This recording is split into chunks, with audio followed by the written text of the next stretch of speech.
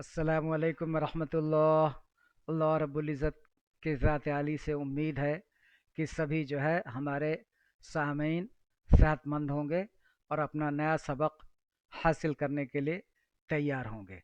आपका इस चैनल पर खुश आमदीद है। आज इंशाअल्लाह जिस मज़मून पर हम तज़किरा करेंगे वो है DNA structure and protein synthesis.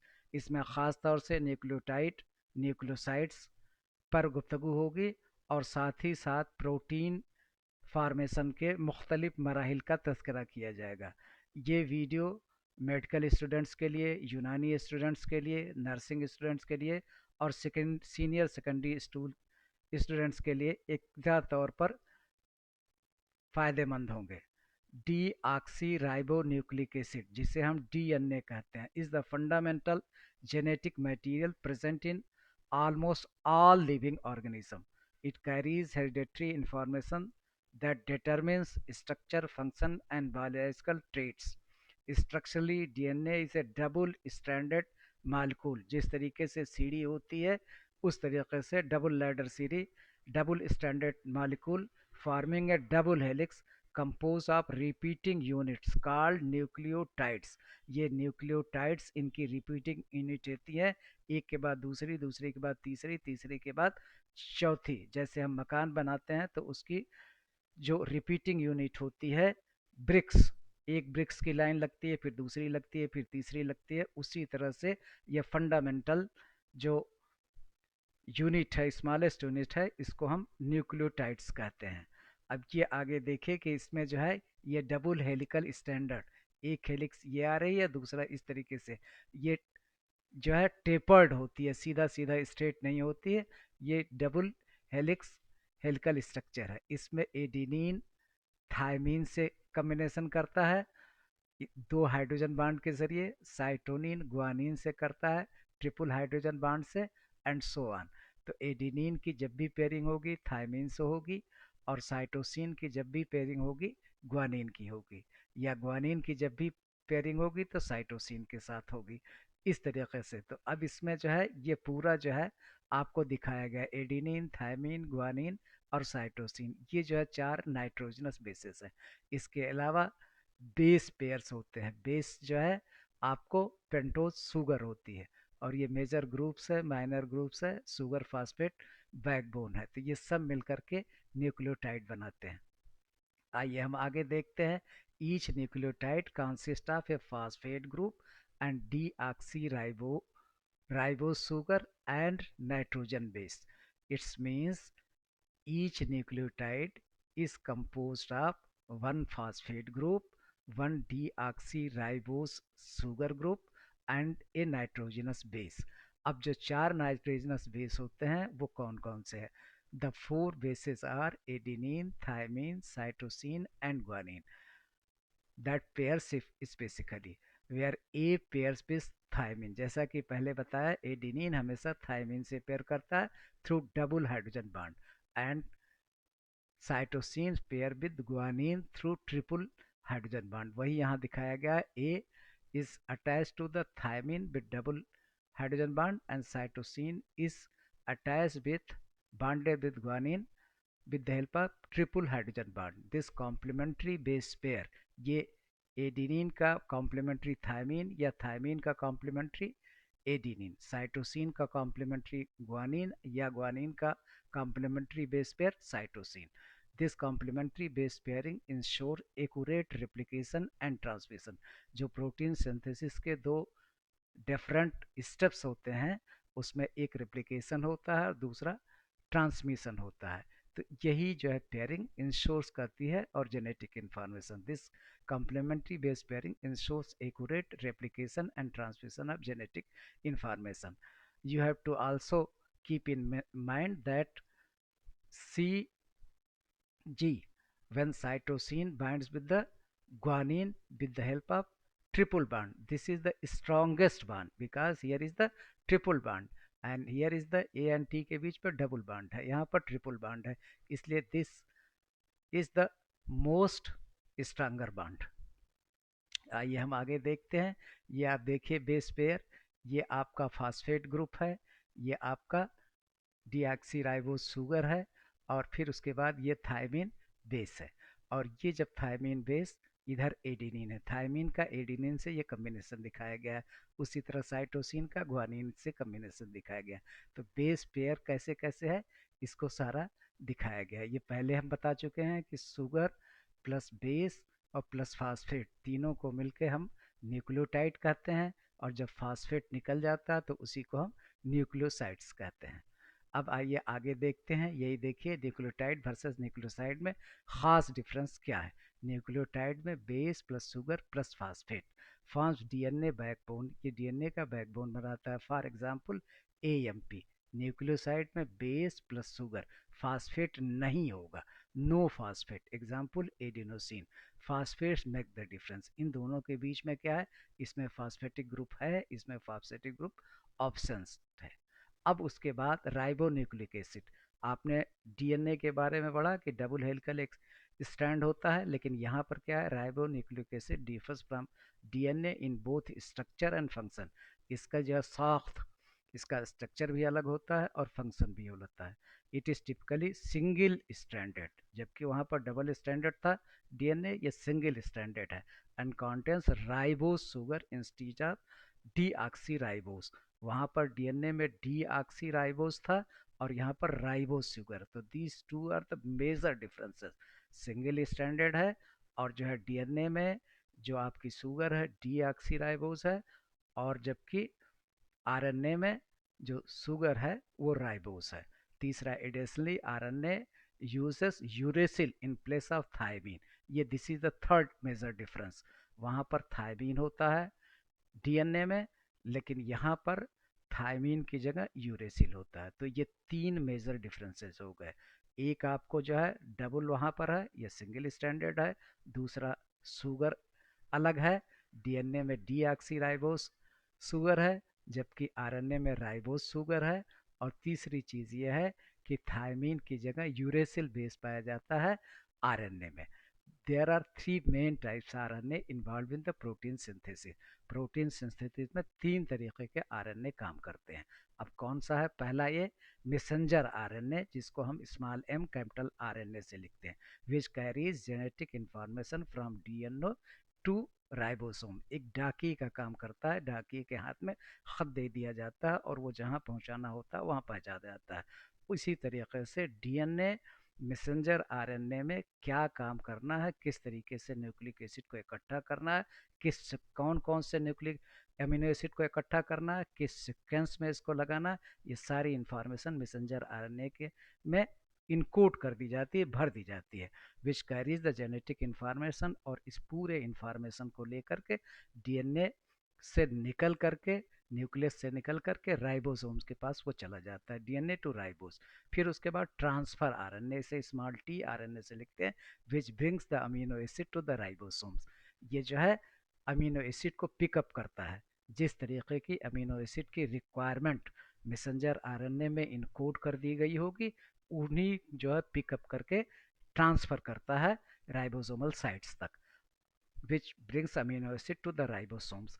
And उसके बाद राइबोसोमल आरएनए, जिसको स्मॉल आर एन ए से लिखते हैं, which form the structure and functional core of the ribosome. उसको उन अमीनो एसिड को किस सीक्वेंस में लगाना है, ये राइबोसोमल आरएनए का काम है। इस तरीके से तीन तरीके के आपके आरएनए हो गए, messenger RNA, transfer RNA and ribosomal RNA. Messenger RNA का काम है कि उसमें जो जेनेटिक इंफॉर्मेशन इनकोड कर दी जाएगी, उसी इंफॉर्मेशन के साथ न्यूक्लियस को छोड़ करके साइटोप्लाज्म में आएगा जहां राइबोसोम है, और राइबोसोम में आकर के फिर ट्रांसफर एमआरएनए क्या करेगा, उसी के मुताबिक जैसा मैसेंजर आरएनए जो मैसेज लेके पैगाम लेके आया हुआ है, उसी के मुताबिक अमीनो एसिड को पिक करके साइट पर ले आएगा, राइबोसोमल साइट पर। और फिर उसके बाद राइबोसोमल आरएनए उसकी सीक्वेंसेस करते हैं कि किस सीक्वेंस में इसको लगाया जाना है। उसके बाद आपको protein synthesis is a vital biological process through which cell produce proteins according to the genetic instruction encoded in DNA. DNA में जिस तरीके से डीएनए के जरिए जिस तरीके का मैसेंजर आरएनए को पैगाम दिया गया है, उसी के हिसाब से प्रोटीन सिंथेसिस होगी। These proteins are essential for structure function and regulation of body.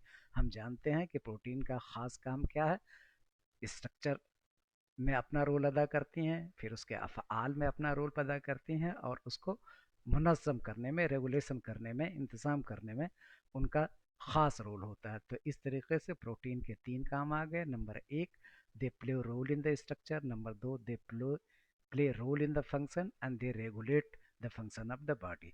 The process occurs in two main steps, दो खास होते हैं, ट्रांसक्रिप्शन एंड ट्रांसलेशन।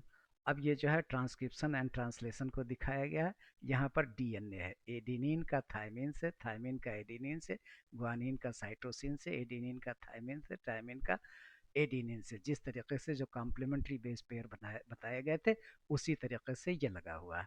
अब जब ट्रांसक्रिप्शन होगा तो ये बीच से हाइड्रोजन बॉन्ड टूट जाएगा।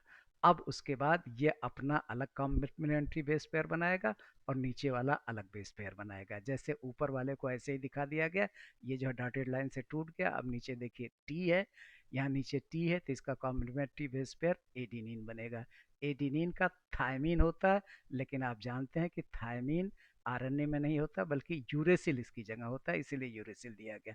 साइटोसिन ग्वानिन, थायमिन का एडिनिन, एडिनिन का यूरेसिल, ग्वानिन का साइटोसिन और एडिनिन का यूरेसिल। फिर वही थायमिन नहीं होगा, यूरेसिल आ जाएगा। तो इस तरीके से आपका मैसेंजर, ये जो है आपका ट्रांसक्रिप्शन हो गया। अब उसके बाद ट्रांसक्रिप्शन के बाद पॉलीपेप्टाइड बनेंगे, जो आपको ट्रांसफर आरएनए होता है, वो अमीनो एसिड पिक करके ले आएगा और उसको सिक्वेंसिंग कराएगा। अब ट्रांसक्रिप्शन में क्या होता है, ये जो है पहला जो अमल होता है जिसमें मैसेंजर आरएनए बनता है, ये न्यूक्लियस को छोड़ के बाहर निकलता है। लेकिन ये जो आपका ट्रांसक्रिप्शन स्टेज है, ये न्यूक्लियस के अंदर होती है। Transcription is the first step where specific segment of DNA that is gene is copied into messenger RNA. एक तरीके से जीराक्स कॉपी बना दी जाती है, copied into messenger RNA, and this process takes place in the nucleus. ये nucleus के अंदर होता है। And enzyme called RNA polymerase, ribose nucleic acid polymerase, binds to the DNA at the specific region known as the promoter. It unwinds DNA strand। उसके बाद DNA strand खुलता है, जैसे हमने आपको यहाँ दिखाया था, ये यहाँ से खुल गया, तो ये खुलता है।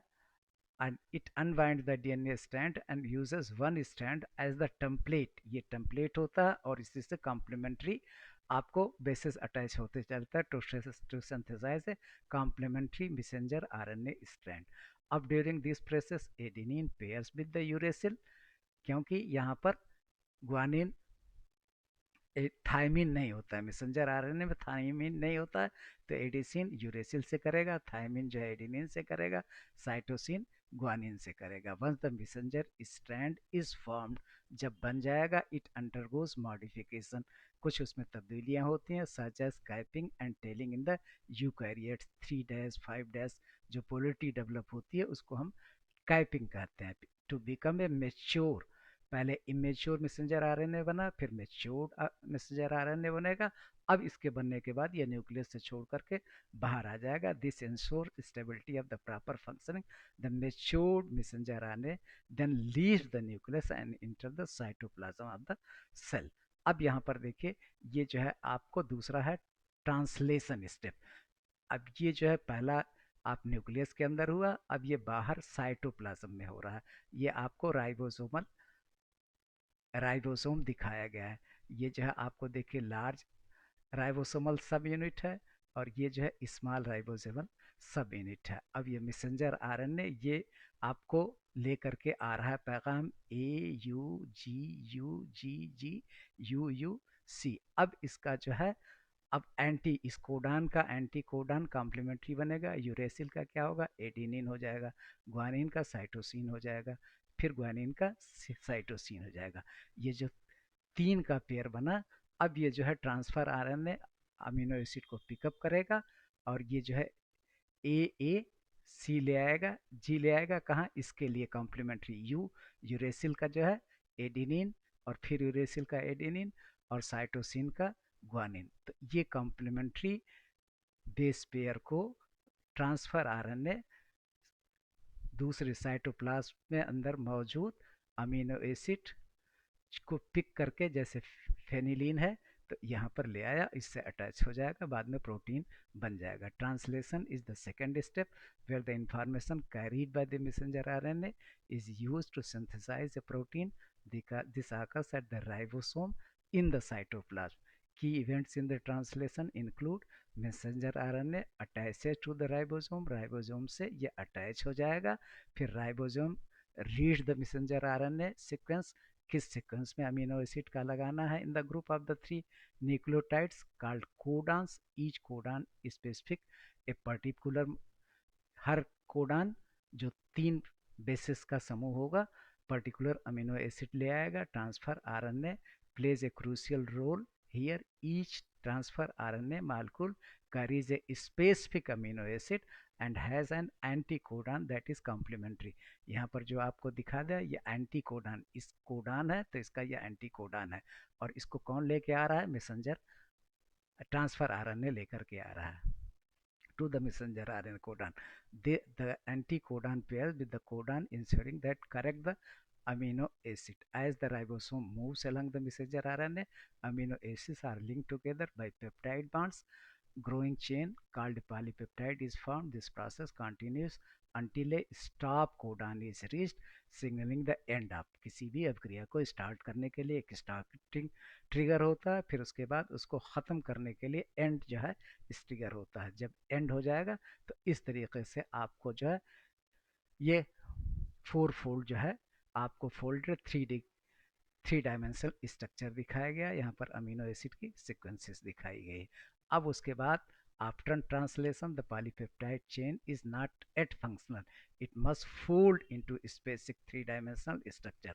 This folding may be assisted by the specific protein called chaperones. The final folded structure determines the protein functions such as enzyme, hormones, and structural complement. Conclusion. Thus, protein synthesis is a highly coordinated and accurate process involving transcription and translation.